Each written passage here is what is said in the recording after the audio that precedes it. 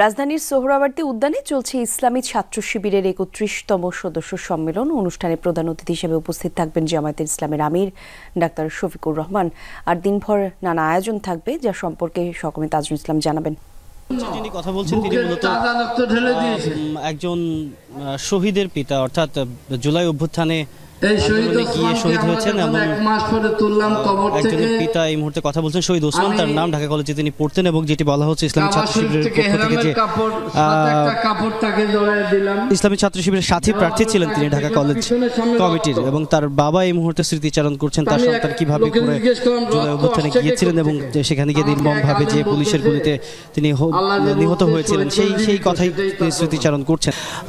মূলত এই যে প্রাথমিক পর্যায়ে যে আনুষ্ঠানিকতা, সেখানে কিন্তু এই শহীদ পরিবারের আরো কয়েকজন রয়েছেন, তারাও এই মঞ্চে কিছুক্ষণের মধ্যে কথা বলবেন।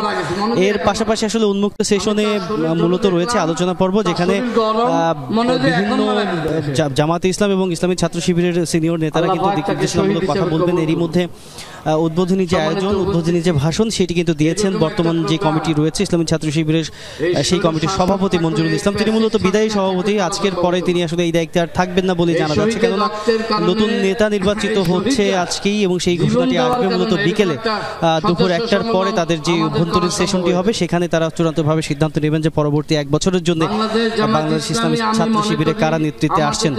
সব মিলিয়ে গত ২ দিনে তারা অনলাইনে ভোটাভুটি করেছেন। সারা বাংলাদেশের যত সদস্য রয়েছে ইসলামী ছাত্র শিবিরের, তারা এরই মধ্যে নিজেরা সিদ্ধান্ত নিয়েছেন, তবে সেটি আজকে বিকেলবেলায় আসলে চূড়ান্তভাবে জানা যাবে যে এই যে নতুন যে কমিটি আসতে যাচ্ছে সেখানে মূলত কি হতে যাচ্ছে।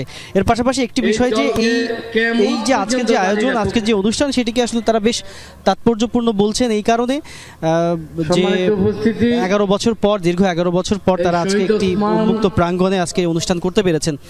এর আগে আসলে দীর্ঘদিন আওয়ামী লীগের আমলে তারা কোনোভাবেই কোনো উন্মুক্ত মঞ্চে সেই অর্থে কোনো আয়োজন করতে পারেনি।